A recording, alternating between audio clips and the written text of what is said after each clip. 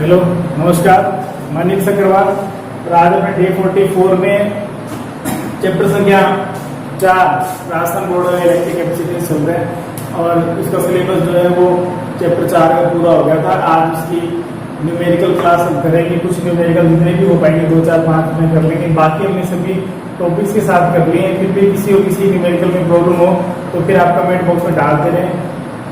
बाद में लगभग 1 हफ्ते या 10 दिन के बाद में इसकी प्रॉब्लम क्लास ली जाएगी, उसके अंदर सारे जो प्रॉब्लम्स आएगी उनको सोल्यूशन कर दिया जाएगा। कल की क्लास में हम करेंगे जो चैप्टर फर्स्ट है उसकी प्रॉब्लम क्लास, क्योंकि अभी तक चैप्टर फर्स्ट की स्टार्ट नहीं है, तो कल की क्लास में चैप्टर फर्स्ट को लिया जाएगा। फिर उसके बाद में अपने चैप्टर 5 शुरू करेंगे, फिर बीच में चैप्टर 7 को लिया जाएगा इस तरह से।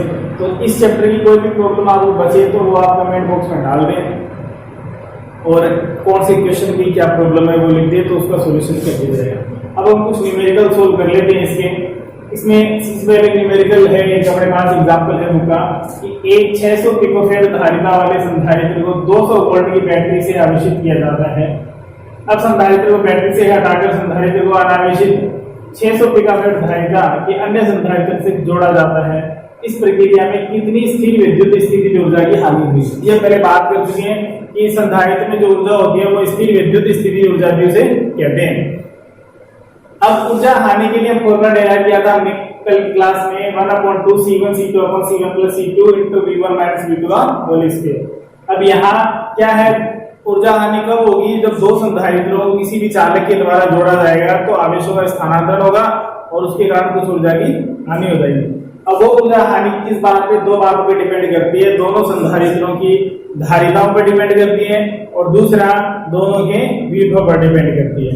अब अपने पास क्वेश्चन में है 600 पिकोफैराड धारिता वाले संधारित्र को 200 वोल्ट की बैटरी से आवेशित किया जाता है। इसका मतलब एक पहला जो संधारित्र है उसके लिए अपने पास यहाँ क्या दे रखे हैं, C1 की धारिता है 600 पिकोफैराड। अब इसको फैराड में चेंज करें तो 600 पिको का मतलब है 10⁻12 और फैराड। अब इसको थोड़ा सा सिंपलीफाई करना चाहे तो कर भी सकते हैं, वरना एज इट इज रख दें।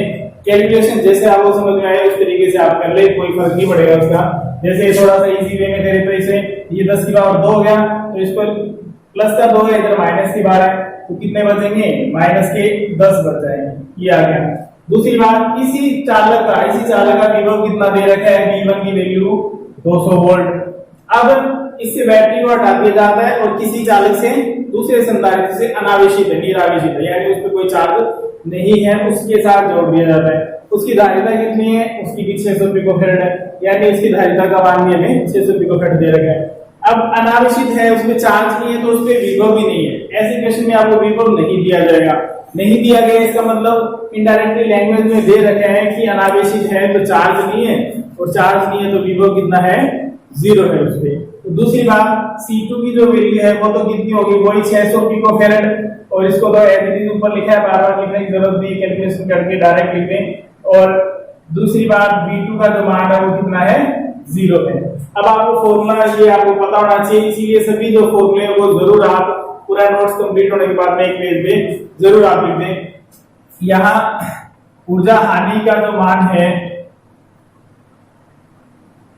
वो आ जाएगा 1/2 C1 C2 की वैल्यू पुट कर दें। कैलकुलेशन वैसे आप खुद कर सकते हैं, वैल्यू पुट कर देता हूं मैं, कैलकुलेशन आप कर ले, ज्यादा टाइम वेस्ट नहीं करेंगे। तो C1 C2 की वैल्यू पुट कर दें, कितना है? 6 × 10⁻−10 into 6 × 10⁻−10 upon C1 + C2 6 × 10⁻−10 plus 6 × 10⁻−10 into कितना है? 200 - 0 का होल स्क्वायर। सोल्व करें तो इसे ये कितना हो जाएगा? 36 × 10⁻−20 और यहां से देखें तो ये हो जाएगा 12 × 10⁻10 और ये हो जाएगा 200 × 200। अब आप इसको सिंपलीफाई कर लें, ये कैंसिल आउट हो जाएगा, 6 से 6 × 6 और ये 6 × 2 और ये 2 3 से कैंसिल हो जाएगा, 12 × 3 36 कैंसिल हो रहा है, और इसे 2 यहाँ से कैंसिल आउट हो जाएगा, ये 100 आ जाएगा। तो जो भी कैलकुलेशन बचे उसको आप रिजल्ट निकाल लें। ये जो है ये क्वेश्चन इसका कंप्लीट हो गया। कैलकुलेशन को थोड़ा सा खुद फोकस करें। अब अपने नेक्स्ट क्वेश्चन करेंगे। एक बात और आप इसमें ध्यान रखें कि आपको कुछ बच्चों के कमेंट्स आ रहे हैं कि नोट्स की प्रॉब्लम आ रही है कि कुछ वीडियो से नहीं पढ़ा पाते हैं, तो तो इसके नोट्स का जो काम है वो भी मैंने शुरू कर दिया है, नोट्स बढ़ाए जा रहे हैं। तो लगभग 10 दिनों में फर्स्ट पार्ट के जो नोट्स है वो कंप्लीट हो जाएंगे 10-12 दिनों के अंदर अंदर। तो उसके अंदर लगभग 8 या 9 चैप्टर फर्स्ट पार्ट में मिलेंगे एक से लेकर, तो वो आपको प्रोवाइड करवा दिए जाएंगे। प्रोवाइड करवाने का तरीका आपको बता दिया जाएगा, मोबाइल नंबर आपको दे दिया जाएगा, आप उस पर व्हाट्सएप से मैसेज कर दें और जो भी उसका डाक खर्चा जो फोटोकॉपी का खर्चा है वो आप उनको पे कर दें, तो वो आपके घर के एड्रेस पे आपको पहुंचा देंगे। तो वो जब कंप्लीट हो जाएंगे तब मैं आपको डिस्क्रिप्शन में डाल दूंगा, बाकी आप इससे बढ़ाते रहे तो ज्यादा अच्छा है। अब नेक्स्ट क्वेश्चन करते हैं। नेक्स्ट क्वेश्चन है, दो संधारित्र की धारिताएं क्रमशः 2 माइक्रोफैरड और 4 माइक्रोफैरड है। जब इनको क्रमशः श्रेणी क्रम और समांतर क्रम में जोड़ा जाता है तो इनकी तुल्य धारिताओं की तुलना कीजिए। एक बात इसमें इस वर्ड का जरूर आप ध्यान रखिए, क्रमशः। क्रमशः का मतलब है आपको श्रेणी क्रम को पहले लेना और समांतर क्रम को बाद में लेना है। सॉल्यूशन सही कर देंगे और फिर भी आप अपोजिट कर देंगे तो फिर रिजल्ट अपोजिट आ जाएगा, इसलिए इस बात को थोड़ा ध्यान रखें। आप इसको सोल्व करते हैं। क्या किया गया इसमें, दो संधारित्र है, दोनों की धारिता दे रखी है 2, 4 है। इनको श्रेणी क्रम में भी जोड़ा गया है, समांतर क्रम में भी जोड़ा गया है। फिर उनकी तुलना का मतलब उनका अनुपात देखना कितना है, एक की वैल्यू दूसरे की तुलना में कितना गुना ज्यादा है कम है। तो उसके लिए पहले दोनों का मान निकाल लें, पैरेलल में और सीरीज में।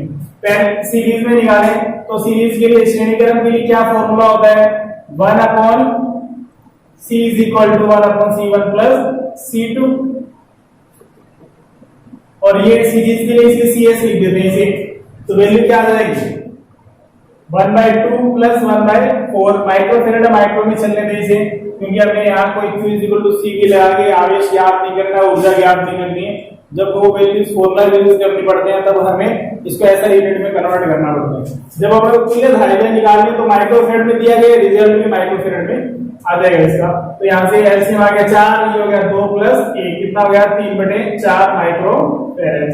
लेकिन हमें वो CS की वैल्यू निकालनी है, ये 1/CS है, अपोजिट करेंगे तो 4/3 माइक्रोफैरड। ये तो आ गया श्रेणी क्रम के लिए। अब बात करते हैं समांतर क्रम के लिए। तो समांतर क्रम के लिए तुल्य धारिता Cp = होता है C1 + C2। तो 2 माइक्रोफैरड + 4 माइक्रोफैरड = 6 माइक्रोफैरड। ये आ गया, दोनों मान आ गए श्रेणी की और समांतर के। अब अपने क्या करना है, इनकी तुल्य धारिताओं का, ये तुल्य धारिता आ गई है सीरीज के लिए, ये पैरेलल के लिए। अब अपने को निकालना है तुल्य धारिताओं की तुलना करनी है, लेकिन तुलना में ये ध्यान रखना है कि श्रेणी क्रम को पहले लेना है और समांतर क्रम को बाद में लेना है। तो इसके लिए वैल्यू निकाल दो, क्या CS/Cp, वैल्यू पुट कर दो।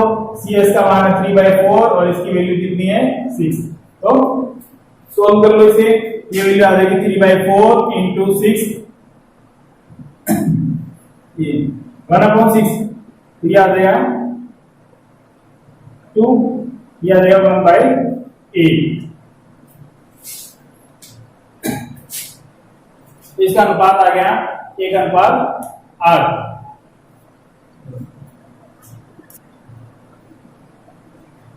ये जो वैल्यूज है ये वैल्यू अपन यहाँ के पुट कर ली है।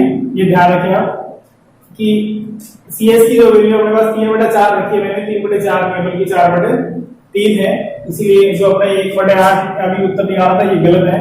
आप इसको ध्यान रखिए, वैल्यू ये पुट करनी है अपने को। तो ये वैल्यू क्या होगी 4/3 और डिवाइड में क्या आएगा 6 आएगा। तो 4/3 इसे सोल्व कर लें तो क्या आ जाएगा 1/6, 2 से कैंसिल आउट हो जाएगा 3, तो इसकी वैल्यू आएगी 2/9, यानी इसका आंसर आ जाएगा 2/9। तो एक कैलकुलेशन का ध्यान रखें कि जो अपने गलती की थी उसको संशोधन कर लें। CS की वैल्यू जो 4/3 है और CP की जो वैल्यू है वो 6 है। नेक्स्ट क्वेश्चन है, 150 वोल्ट पर आवेशित 2 माइक्रोफैरड धारिता एक गोलीय चालक का संबंध 1 माइक्रोफैरड के किसी निरावेशी चालक गोले से कर दिया जाता है।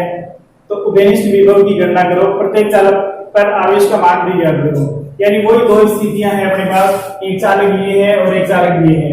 इस चालक पर विभव का जो मान है वो 150 वोल्ट है और इसकी धारिता 2 माइक्रोफैरड है।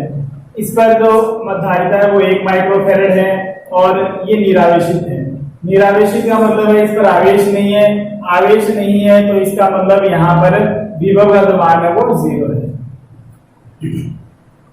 और अब उबेनिस्ट विभव की हमें गणना करनी है इसमें। उबेनिस्ट विभव कब होगा, जब इसको ये आप डेरिवेशन में कर चुके हैं, जब इसको किसी चालक से जोड़ देंगे तो चार्ज जो है वो आवेश यहाँ से यहाँ तक ट्रांसफर होगा। कब तक ट्रांसफर होगा, जब तक दोनों का वोल्टेज बराबर नहीं हो जाता, और जो बराबर हो जाएगा उसको कहेंगे उबेनिस्ट वोल्ट विभव। और उसके लिए फॉर्मूला डेराइव कर रखा है हमने C1 V1 plus C2 V2 upon C1 plus C2।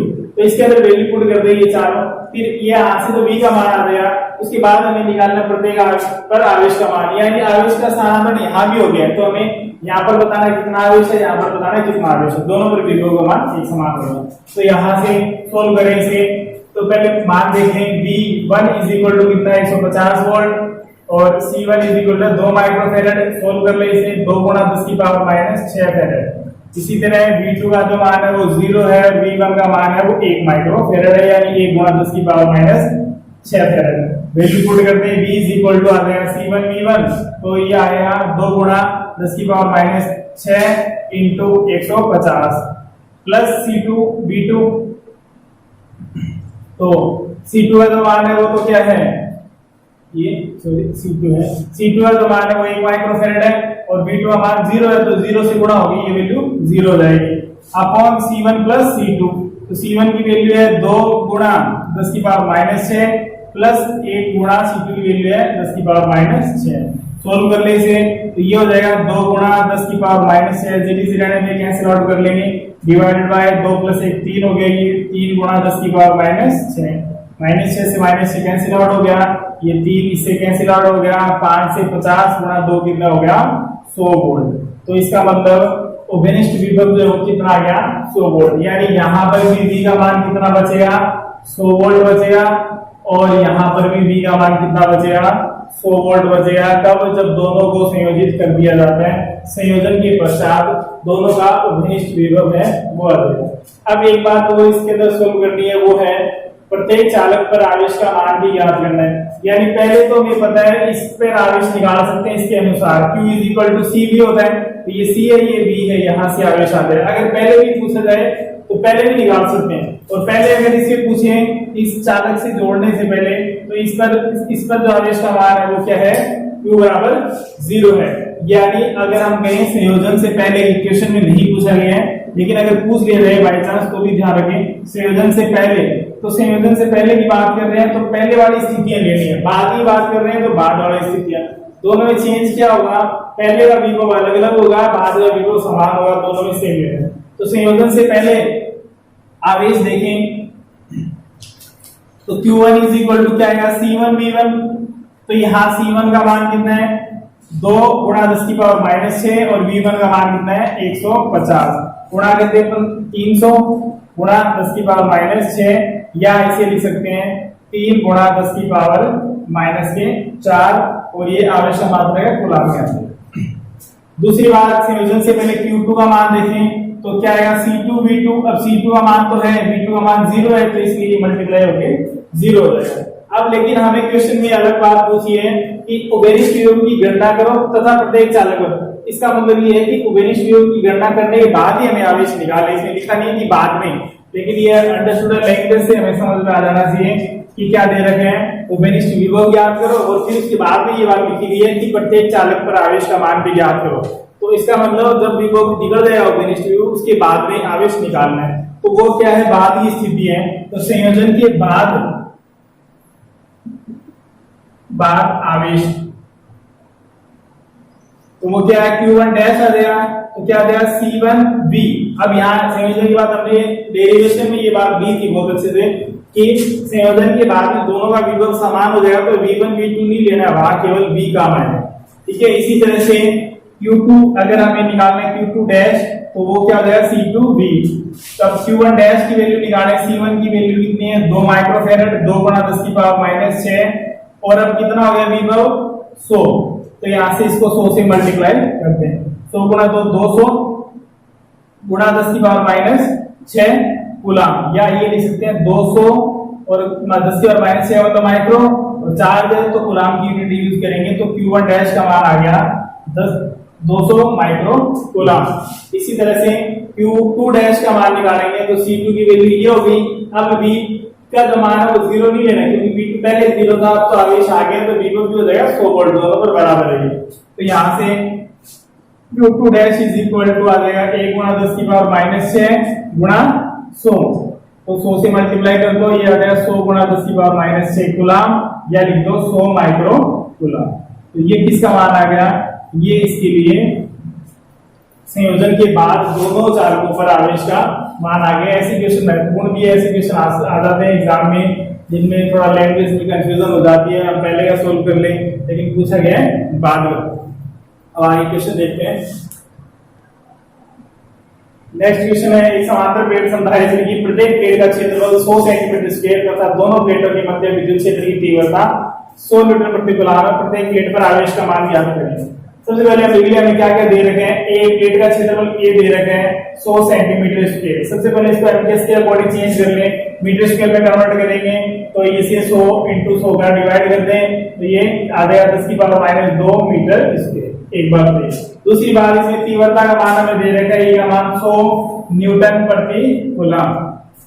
अब हमें पूछा प्रत्येक प्लेट पर आवेश का मान कितना है, यानी हमें Q का मान निकालना है। इससे रिलेटेड देखें तो हमें कोई फॉर्मूला जो इससे संबंधित हो, उसके लिए हमारे पास तीव्रता का फॉर्मूला ले, अगर हम E का फॉर्मूला प्लेटों पर तीव्रता किसके फॉर्म में, आवेश घनत्व की फॉर्म में निकाली जा सकती है। क्योंकि सिग्मा की फॉर्मूला हमने क्यों लिया है, क्योंकि डायरेक्ट इसके अलावा कोई अपने पास इससे रिलेटेड कोई फॉर्मूला नहीं है जिससे इसको सोल्व कर सके। दूसरी बात, सिग्मा के अंदर इंक्लूड है A, क्योंकि आवेश घनत्व क्या होगा, इकाई क्षेत्रफल में उपस्थित आवेश, तो Q/A, और Q हमें ज्ञात करना है, इसीलिए इसकी जगह रख दो, इसे स्मॉल q लिख रहे हैं तो स्मॉल q लिख दें, is equal to Q/A epsilon naught. अब अपने को Q निकालना है, एप्सिलॉन नॉट कांस्टेंट वैल्यू है, A और E हमें गिवन है, वैल्यूज पुट कर देंगे, then Q is equal to E × A × epsilon naught, सारी वैल्यू पुट कर दें, ये आ जाएगा 100, A की वैल्यू रख देंगे 10 की पावर -2, ये 10 का +2 -2 कैंसिल आउट भी हो गया। और ऐसे क्वेश्चन दे दिए जाते हैं एग्जाम में, कैलकुलेशन नहीं करनी पड़ती इनमें कुछ भी, 10 की पावर -12 ये इसका मान है एप्सिलॉन नॉट का, तो यहां से कैंसिल आउट हो गया, रिजल्ट क्या बचा, ये रिजल्ट बचा 8.85 गुणा 10 की पावर -12, और ये क्या है, कूलम, आवेश का मात्रक कूलम होगा। तो इस तरह से इस क्वेश्चन को किया जा सकता है। सबसे सिंपली पहले हमें ये देखना है कि हमें क्वेश्चन में क्या क्या बातें दी गई है, दूसरी बात क्वेश्चन में क्या पूछा गया है, फिर उनसे रिलेटेड हमें देखना है कि इस टॉपिक में इजी वे में हम उसको सोल्व कर सकते हैं, उससे रिलेटेड फॉर्मूला हमें यूज करना है, वैल्यूज पुट करनी है। एग्जाम के जो क्वेश्चन है मोस्टली यही रहते हैं जिनके अंदर कैलकुलेशन नहीं दी जाए, ज्यादा वैल्यूज इस प्रकार से दी जाएगी तो कैंसिल आउट हो जाएगी, इसलिए ऐसे जो क्वेश्चन है वो एग्जाम के लिए, बोर्ड एग्जाम के लिए खासकर इंपॉर्टेंट रहते हैं, क्योंकि बोर्ड एग्जाम में ये नहीं चेक किया जाता कि आपको कितनी कैलकुलेशन आती, गुणा भाग आते हैं नहीं आते, वहां अपने कंसेप्ट कितने क्लियर है उस पर ज्यादा फोकस किया जाता है। तो ये कुछ क्वेश्चन हमने कर लिए हैं, बाकी जो क्वेश्चन है वो बाद में फिर इसकी जो प्रॉब्लम क्लास हम रखेंगे उसके अंदर ज्यादा डिटेल से लेंगे क्वेश्चन को, और तब तक आप खुद सोल्व करें, ताकि फिर हम बाद में वही क्वेश्चन करें जो क्वेश्चन आपसे नहीं हो पा रहे हैं। जो सिंपल क्वेश्चन जो आप खुद भी कर सकते हैं उनको यहाँ करके टाइम वेस्ट करने का कोई फायदा नहीं है, इसलिए ज्यादातर प्रैक्टिस खुद करें, और जो क्वेश्चन नहीं आते हैं वो कमेंट बॉक्स में लिख दें, उनको एक पेज के बाद में नोट कर लिया जाता है और फिर बाद में प्रॉब्लम क्लास में डाल दिया जाता है। जैसे चैप्टर फर्स्ट की जो प्रॉब्लम क्लास बाकी चल रही है 1 महीने से, उसको कल की क्लास में लिया जाएगा, तो चैप्टर 1 की सारी प्रॉब्लम जो कल क्लियर कर दी जाएगी, चाहे न्यूमेरिकल हो, चाहे किसी के डेरिवेशन संबंधित हो, चाहे किसी की डेफिनेशन संबंधित हो, काफी ऐसी प्रॉब्लम्स आई हुई है, तो उनको कल हम सोल्व करेंगे, और इनको आप जो है वो ज्यादा से ज्यादा सोल्व कर लें, जो भी दिक्कत आती है कमेंट बॉक्स में लिख दें, ताकि प्रॉब्लम क्लास में फिर हम इसको ले लेंगे। ज्यादा जो है सेल्फ स्टडी पे ज्यादा फोकस करें तो ज्यादा बेटर रहेगा। तब तक बाकी जो बातें हैं वो कल की क्लास में हम करेंगे।